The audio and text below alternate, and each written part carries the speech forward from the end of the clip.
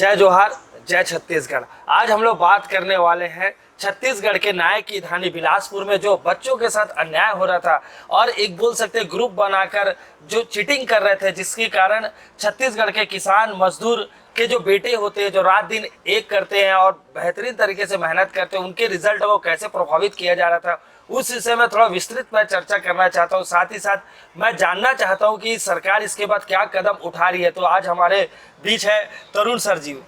आप सभी को नमस्कार, जय जोहार, जय छत्तीसगढ़। सर ने जैसे कि बता दिया है और आप सभी जो विद्यार्थी हैं कहीं न कहीं सोशल मीडिया के माध्यम से, न्यूज़ चैनल्स के माध्यम से उस घटना से आप सभी अवगत हैं। सर मैं बताना चाहूँगा कि ये जो घटना घटित हुई है ऐसा नहीं है कि पहली बार हुआ है, इसके पहले भी और भी बहुत सारी घटनाएं ऐसी घटित हो चुकी हैं। अपने आप में मामला पहला नहीं है, हमारे राज्य में भी और हमारे दूसरे अन्य प्रदेशों में भी ऐसी घटनाएं होती हैं। बाकायदा यूपीएससी की आप वेबसाइट में आप जाएंगे, दूसरे ऑफिशियल जो आपके सरकारी वेबसाइट होते हैं वहाँ पर इन डिफ़ॉल्टर्स की लिस्ट भी यहाँ पर दे दी गई है। ऐसी जो स्थिति में, जो संदिग्ध स्थितियों में पकड़ाए जाते हैं या फिर चोरी करते हुए कह सकते हो, नकल करते हुए जब पकड़ाते हैं तो इन लोगों को जो है सीधे एग्जाम से जो है वो बहिष्कृत कर दिया जाता है कि मतलब भविष्य में ये सारी चीज़ें कभी नहीं दे पाएंगे।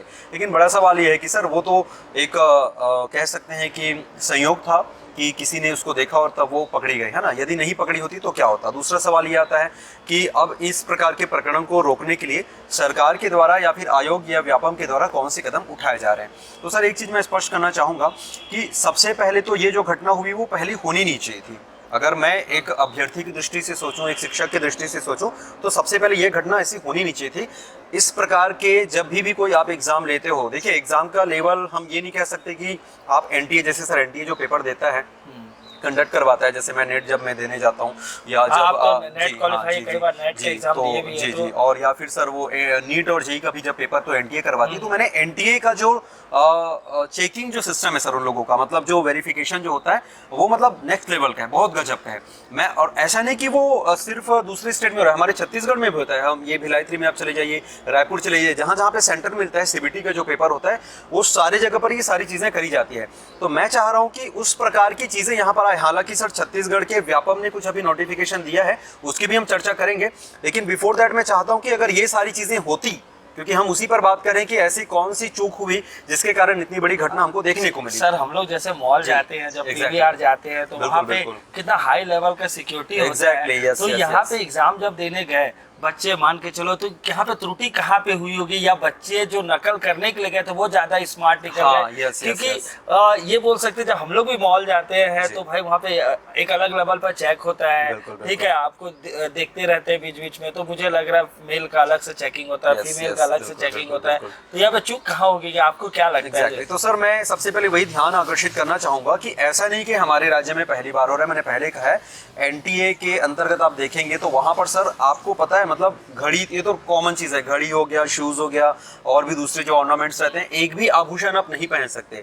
इवन यदि सर जैसे आपने चश्मा पहन रखा है तो अगर ये मेटल का है तो उसमें देखो प्रॉपर स्कैनिंग करी जाती है। कहीं आपने उस फ्रेमिंग में कहीं कुछ अंदर वायर वगैरह तो नहीं कर रखा है, कहीं कुछ उसमें कुछ ऐसा कुछ माइक्रोचिप वगैरह तो नहीं लगा रखा है, वो प्रॉपर चेकिंग करी जाती है। और जैसे कि आपने कहा on the basis of gender, मतलब स्पेशली सर ये होता है कि जो शक के जो दायरे में आते हैं, इसको आप गलत अर्थ ना निकालिएगा, बट ऐसा होता है जनरली महिलाएं जो है वो ज्यादा पहले आती हैं, तो क्योंकि उनके साथ कुछ रिस्ट्रिक्शंस होते हैं तो उनके लिए अलग से महिला अधिकारी होती है। जैसे कि हमको पता चला था कि वहां पर कोई महिला अधिकारी नहीं थी, तो सर कई बार ऐसी भी चीजें हो जाती हैं, तो महिलाओं के लिए अलग से महिला अधिकारियों की वहां पर नियुक्ति करी जाती है जो वहां पर जाके चेकिंग करेंगे। तो मेरा ये मानना है सर कि किसी भी प्रकार की, क्योंकि उसमें तो साफ साफ लिखा रहता है कोई भी इलेक्ट्रॉनिक डिवाइस आप वहां पर नहीं ले जा सकते, लेकिन आजकल चूंकि इतने तरीके आ चुके हैं, माइक्रो कैमरेस आ चुके हैं, माइक्रोफोन छोटे छोटे आ चुके हैं सर, जिसको आप पता ही नहीं चलेगा, है ना। जैसे कई बार मूवीज वगैरह भी आपने देखा होगा, कोई कॉलर के पीछे चिपका के कोई ऐसे हाई सोल्स ऐसे इस प्रकार से रहता है, उस टाइप की चीजें जो करते हैं, तो सर ये सारी चीजें काफी इंपॉर्टेंट हो जाती है।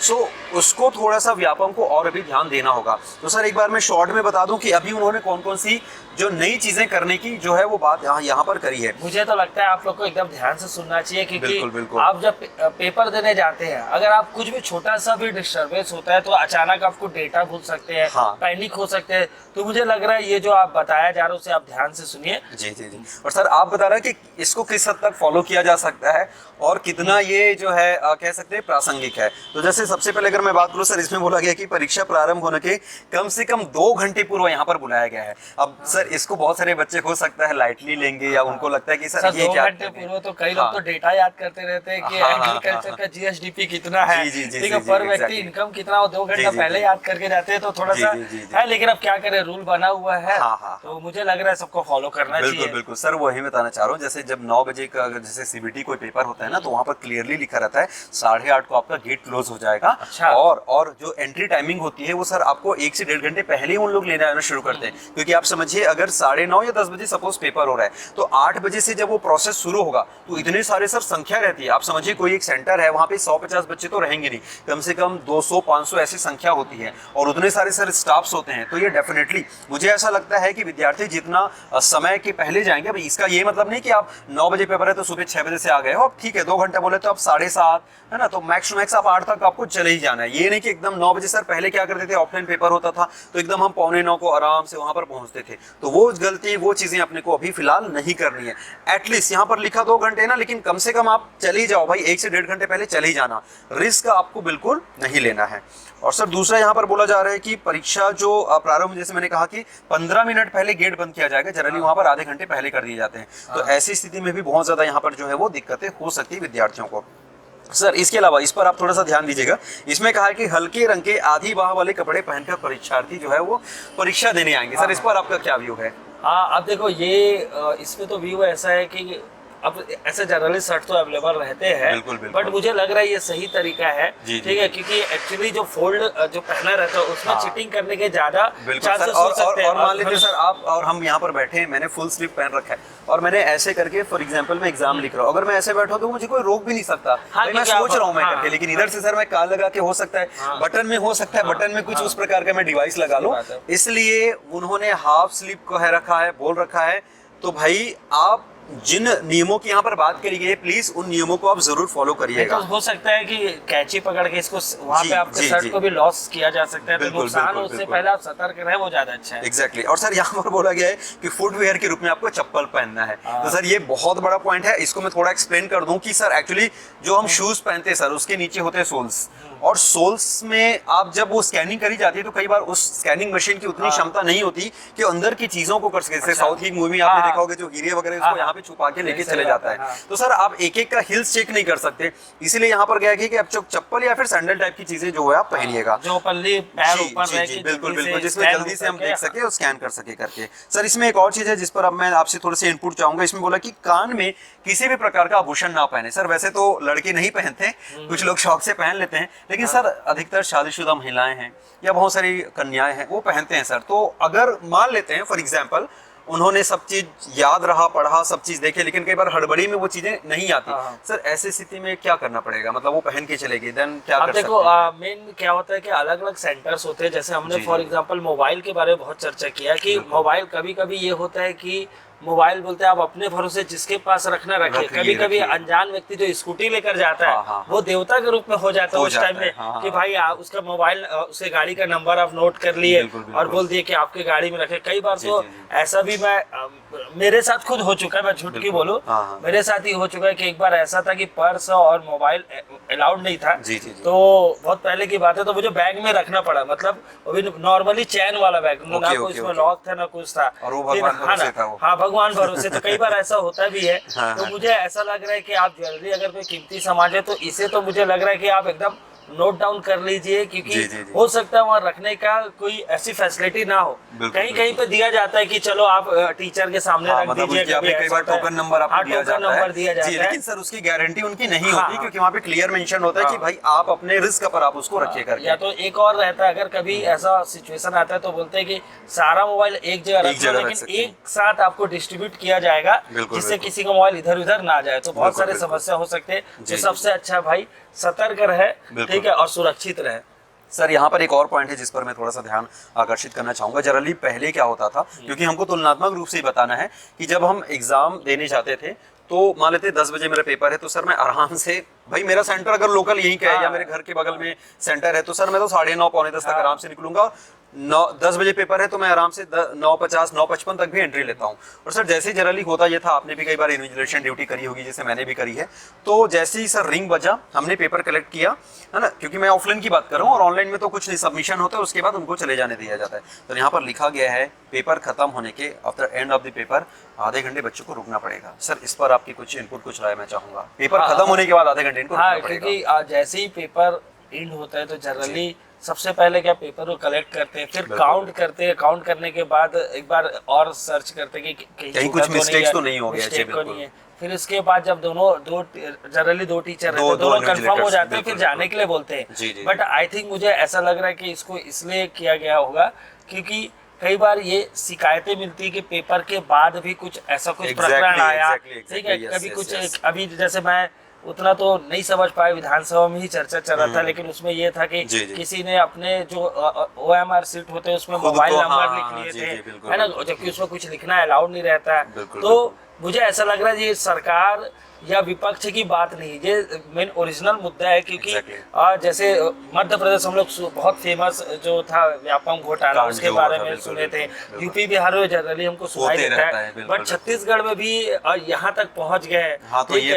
थोड़ा सा क्योंकि उतना नहीं पता चलता था छत्तीसगढ़ में जनरली की एकदम पेपर कैंसिल हो गया हो या अचानक कहीं पे सेंटर पे ही ऐसा पता चल रहा हो, जनरली हम लोग उतना नहीं सुनते थे, बट अभी सुन रहे हैं तो थोड़ा चिंता का विषय तो है। जी सर, ये आपने एकदम सही बात करी। मतलब क्या होता है ना कि मान लेते हैं जैसे आपने MP या यूपी बिहार की बात करी, अगर वहाँ सर पेपर लीक हुआ मतलब सबको लगता है हाँ पेपर लीक ही हुआ होगा, लेकिन सर जब ये छत्तीसगढ़ वाला मामला है तो पता है आपको क्या, मेरे महाराष्ट्र के दोस्त हैं उन्होंने क्या कमेंट करा, अरे ऐसा कैसे हो सकता है, ये जानबूझ के मतलब वायरल होने की रील बनाया जा रहा है। मतलब आप समझना सर कि जो जिसकी छवि एक सज्जन प्रकार की है, मतलब जहाँ पे साफ सुथरी छवि, वहाँ पर ऐसी चीजें जब होने लगे, क्योंकि ऑलरेडी PSC में नाम खराब हुआ है पिछले वर्ष आपने देखा है ना, 2-3 PSCs में, व्यापम में अभी ये सारी चीजें आ गई, तो कहीं ना कहीं सर ये हमारे लिए भी एक चिंता का विषय है कि हमारे रिपुटेशन का सवाल है। और सर एक और चीज मैं यहाँ पर ध्यान आपका आकर्षित करना चाहूंगा कि जनरली मैं जब हरियाणा PSC देने गया था तो उस दौरान सर वहाँ पे एक बढ़िया ऑप्शन देता है कि 4 ऑप्शन तो रहेंगे, एक ऑप्शन और देता है, वो देता है ऑप्शन नंबर E। इसका ये मतलब नहीं कि इनमें से कोई नहीं, वो कहता है कि यदि आपने इस प्रश्न को सॉल्व नहीं करना है तो आप उसमें E लगा दीजिए, आपको नेगेटिव मार्किंग नहीं मिलेगी। मतलब ये है सर, मान लेते हैं एक प्रश्न है, जैसे प्रश्न क्रमांक 1 है, मेरे को नहीं आता है तो मैं क्या करूंगा, उसको छोड़ूंगा क्योंकि नेगेटिव मार्किंग रहेगी। लेकिन जब मैं छोड़ रहा हूं तो सर मैं उसमें ई में कोला कर दूं, इससे ये स्पष्ट हो जाएगा कि कल के डेट में मेरा कोई रिलेटिव या मेरा कोई पहचान वाला मुझे आगे लाने के लिए उसमें सही आंसर बोला नहीं कर पाएगा वो। तो इस प्रकार से देखो सर, व्यापम करता है व्यापम, लेकिन वो सबसे लास्ट में करता है, वो नंबर ऑफ क्वेश्चन पूछता है कि कितने बनाए कितने छोड़ करके। लेकिन सर वहां पर तो थोड़ी बहुत आप कर सकते हो गड़बड़ी, बट आप पूरे क्वेश्चन में कैसे करोगे। तो सर ये एक ऑप्शन जो है हम जस्ट लाइक नोटा की ऑप्शन है कि अगर आपको मतलब किसी को चुनना नहीं है, कोई कैंडिडेट पसंद नहीं आ रहा है, तो आप उसमें क्या करेंगे, नोटा दबा देंगे, मतलब ये रहेगा कि आपको वोट तो चले गया, तो इसमें क्या जो टेंडर वोट है उसकी संभावना खत्म हो जाती है लगभग।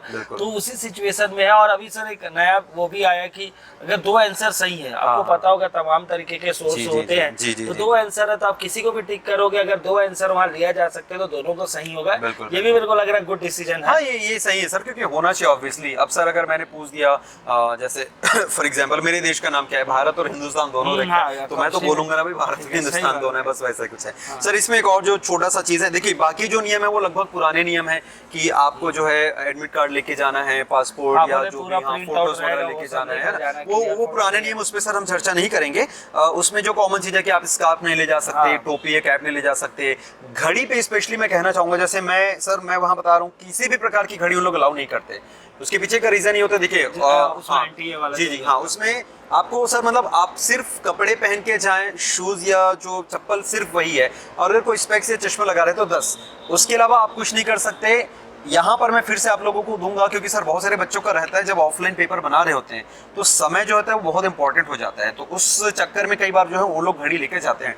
तो मैं आप लोगों से कहूंगा कि आप रख जरूर लें, लेकिन कोशिश यही करें कि एकदम साधारण वाली घड़ी हो, क्योंकि सर डिजिटल जो क्लॉक है इसमें लिखा है ऐसे डिजिटल के ही बारे में मेंशन किया गया, नॉर्मल घड़ी के बारे में तो ऐसा मेंशन नहीं किया गया, बट फिर भी मैं कोशिश यही करूंगा, टोपी भी बोला गया कि आप टोपी नहीं लगा सकते, स्कार्फ नहीं लगा सकते, तो ये सारी चीजें जो हैं वो आपको मना करी गई है। सर इसमें एक और बहुत इंपॉर्टेंट पॉइंट है, बहुत इंपॉर्टेंट पैरामीटर है जो बहुत कम बच्चे जानते हैं, समझ पाते हैं, और इस तरह नेचुरल चीज है। कई बार क्या होता है ना, नेचुरल कॉल है सर, कई बार बच्चों को वॉशरूम आ ही जाता है, तो भाई जो रोक सकता है वो तो ठीक है 2 से 3 घंटे के लिए, यहाँ पर जनरली एनटी के दौरान भी किया जाता है, यदि आप वॉशरूम जा रहे हैं तो आपके साथ साथ पीछे एक बंदा जाता है। अरे बाप रे। मतलब क्योंकि सर ये ऐसा इसलिए हो रहा है, मैं आपको बता रहा हूँ। देखिए मान लेते हैं आपने सारा चीज आप सही सुथरे गए, साफ गए, बाथरूम में आपने पहले से कुछ छुपा के रखा है, किसी को बोल के रखा है। अब आप जब सेकंड टाइम जाएंगे तो उस आइटम को आप यूज करेंगे, वापस आके एग्जाम देंगे, फिर बाथरूम जाएंगे, आफ्टर एग्जाम फिर वहां पे छोड़ के आ जाएंगे।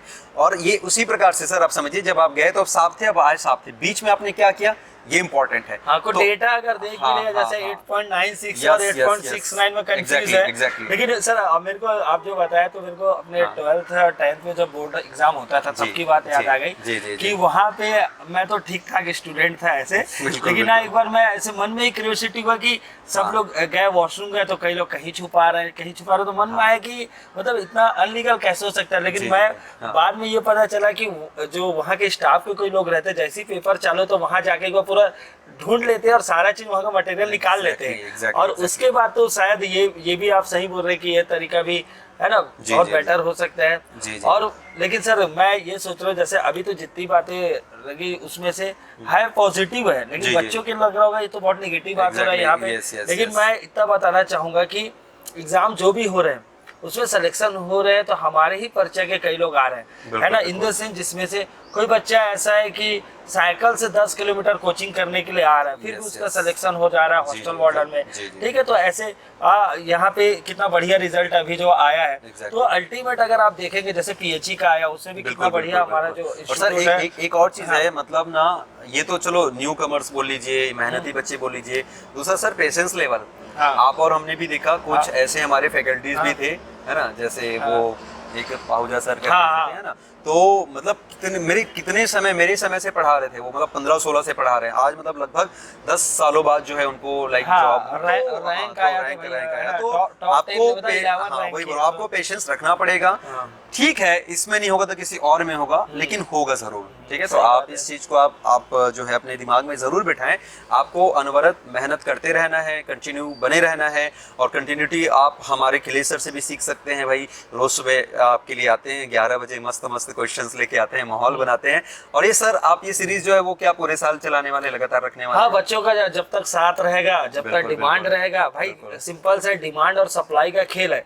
अगर आप बोलोगे सर, क्योंकि एक्चुअली सर होता है क्या है, कुछ ऐसा रहता है, कुछ क्वेश्चन आते हैं कि सर मॉक कब लगाए, पहला वर्ड तो ये आता है। तो जनरली कई लोग ऐसे सोचते हैं कि 100% पहले एक बार सिलेबस खत्म हो जाए तब उसके मॉक लाएंगे, तो भाई हाँ, तो मैं 100% मतलब आप सच बता रहा हूँ, अगर मान के आप डीसी बन जाएंगे और उससे पूछेंगे आपका 100% सिलेबस उस एग्जाम हुआ था तो नहीं बोलेंगे, ठीक है। तो आप भाई मतलब बोल सकते हैं कि आपका एक पैर शमशान घाट में भी रहेगा तो भी आपका सिलेबस खत्म नहीं हो पाएगा। ये सर एकदम समुद्र जैसा है जो खत्म होने का नाम लेगा। तो आप 50% तक पहुंच गए बाय द वे किसी सिलेबस का, तो मुझे ऐसा लग रहा है हाँ मॉक लगाना भी स्टार्ट कर सकते हैं। और जैसे नए बच्चे हैं तो नए बच्चे के लिए क्या सबसे बड़ा मोटिवेशनल यही रहता है कि आपके इर्द गिर्द लोग अच्छा आंसर देते रहे। तो अगर आप ऐसे लाइव क्लास तो वहां से फिर आपको भी एक मोटिवेशन आता है, जब ये दे सकते हैं तो हम क्यों नहीं करते। तो बहुत जरूरी रहता है। तो ये एक महत्वपूर्ण विषय था जिसमें चर्चा करना बहुत जरूरी था, और हमने ऐसे व्यक्तित्व के साथ चर्चा किया जिन्होंने डिफरेंट स्टेट जाकर भी एग्जाम दिया है, वो भी अच्छे लेवल का एग्जाम दिया। तो मुझे लगा सर से बेहतरीन और कोई बता नहीं सकता था। तो सर आज की चर्चा मुझे लग रहा है यहाँ पे समाप्त करते हैं, और आप लोगों के लिए एक सरप्राइज है, लेकिन मैं सोच रहा हूँ उसको बाद में हम रिवील करेंगे। तो ये तो आपको पता ही, जब हम लोग लाइव आते हैं मतलब कुछ ना कुछ सरप्राइज आपके लिए लेकर आते हैं। तो उम्मीद है कि भाई आप अभी जो लाइव सीरीज जो चल रही है जैसे वर्दी का ललकार है वो आपको पसंद आ रहा होगा, ये भी जानकारी आपको बढ़िया लगा होगा। और आपका कोई भी इसमें सजेशन होगा, फॉर एग्जाम्पल CGPSC CGPAPM को ऐसा नियम और कुछ कर सकते हैं तो आप उसे जरूर कमेंट कीजिए। अगर यहाँ पे कुछ नियम दिए गए हैं उसमें से कोई नियम लग रहा है कि प्रैक्टिकली पॉसिबल नहीं है तो आप उसमें जरूर नियम कर सकते हैं, आप अपना ठीक है ओपिनियन जरूर दीजिए। और सर हम चाहते हैं कि अगर बच्चों के मन में कुछ ऐसा कुछ है कि सर ये किन्हीं इस बिंदुओं पर आप दोनों कुछ चर्चा का या कोई ऐसा जिसको आजकल जो चलता है ना क्या बोलते हैं अपन उसको पॉडकास्ट एंड ऑल ऐसा उस टाइप की चीजें, तो यदि आपको लग रहा है कि सर इस विषय पर आप लेकर आए तो डेफिनेटली हम लेकर आते रहेंगे। मतलब संडे जो है मुझे ऐसा लगता है कि कुछ न कुछ आप लोगों के लिए रहे, खाली नहीं जाए। तो तो हमने सोचा कि इस विषय पर चूंकि चर्चित भी है और बहुत सारे मन में बच्चों के मन में मतलब दुविधा भी है, महत्वपूर्ण भी जी, लगा है, बिल्कुल कुछ महत्वपूर्ण भी, चीज़ें। इसलिए हमने इसको लेकिन कोई लेकर आए। भी जी। इसको निगेटिव नहीं लेना है, बिल्कुल, ठीक है। ये एक चीज सबसे बड़ा मैसेज हमारा इस वीडियो का यही है, बस ये चर्चा कर रहे हैं कि क्या बेटर हो सकता है। और मुझे लग रहा है कि चाहे नियम कानून हो, लाइफ हो, सब में कुछ ना कुछ बेटर के ऑप्शन हमेशा बने रहते हैं। बिल्कुल। तो मुझे लग रहा है विदा लेने का टाइम आ चुका है। तो बिल्कुल। सब लोग अपना और अपनों का खूब ख्याल रखें।